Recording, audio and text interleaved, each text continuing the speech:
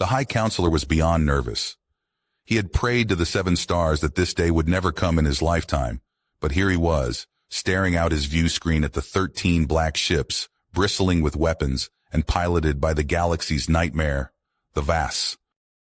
The only saving grace for the galaxy at large is that as advanced as they were, the Vass seemed to lack any proficiency in negotiations.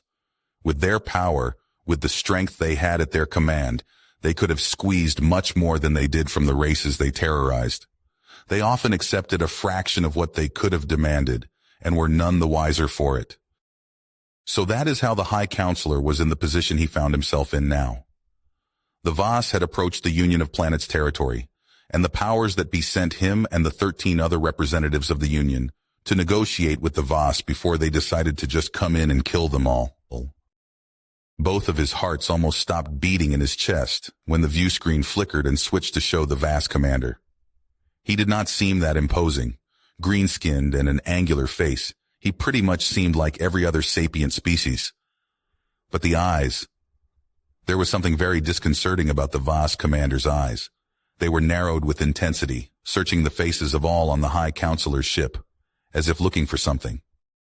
Shaking, the High Counselor began, "Most glorious and powerful Vass commander, we welcome you, and are honored you graced us with your presence in these negotiations." The Vass commander's face did not change, but his eyes did. They were no longer narrowed and intense. "Gracious commander," the High Counselor said, bowing his head, "I appreciate your patience and restraint." As he said this, he heard another Union representative cough slightly, as if in amusement, but he covered it up quickly. The High Counselor glanced over and glared at the newest member of the Union, a race calling themselves humans. He knew very little of them, as they had just joined less than a few tenth cycles ago.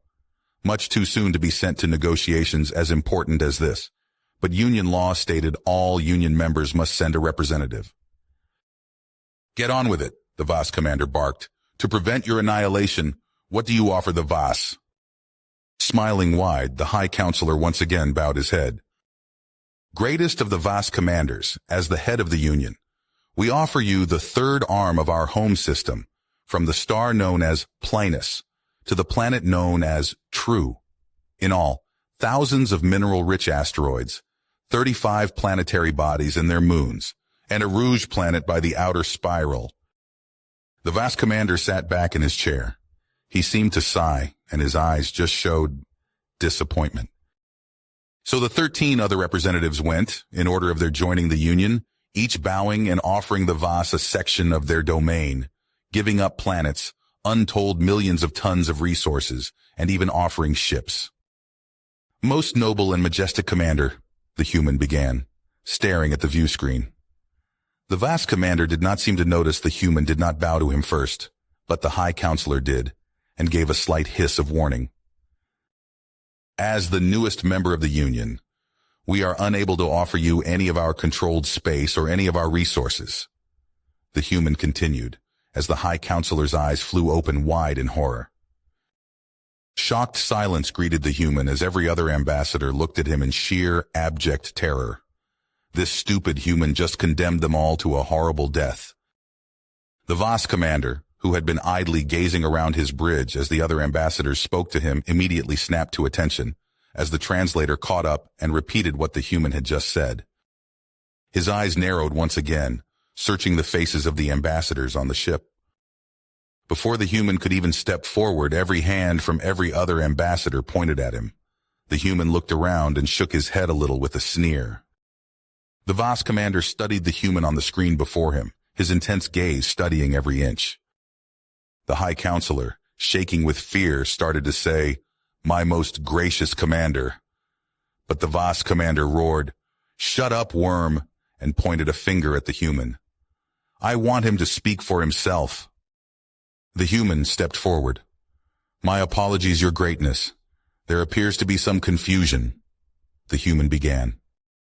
The Vass commander listened intently as the translator repeated what was being said in his own language. His shoulders seemed to slump at its words. "I did not mean to imply defiance. I meant there to be no doubt," the human said, his voice raising in anger. I meant for you to understand that in no circumstance ever would we simply bow and scrape to you or give you one damn thing. The High Counselor fell to the floor at the human's words. It was all over. They were all doomed. The vast commander listened to the translator, then had it repeat the human's words twice more. When he was done listening, he turned his eyes on the human and got to his feet. The vast commander slammed both of his fists on the console in front of him and roared. The human's eyes widened in surprise. This was certainly not the response he was looking for.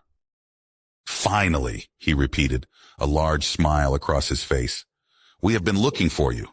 We knew you had to be out here somewhere. The human was confused.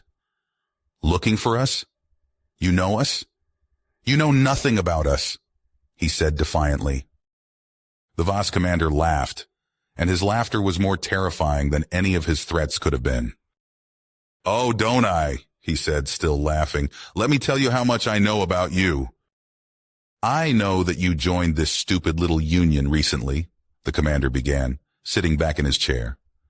I know that it did not take you long to realize that you are like a predator among prey, that all these other races, here he waved his hand dismissively at the other ambassadors, combined could not challenge you, and you are aware of that fact. The human stiffened a little, but remained silent. Here the commander's eyes narrowed. I know that you need to have battle and conflict, not just against equals, but against those more powerful. I know that that is what makes you strong and enables you to overcome any obstacle and propels you to ever greater heights. There was again a moment of silence before the human replied. He seemed to be picking his words carefully. I thought I knew you as well, but I was mistaken. I think I understand you now. The Voss commander smiled. Oh, please tell me about myself. The Voss commander was no longer smiling, but he was listening intently. I know that the galaxy thinks you are bullies, and that you are stupid.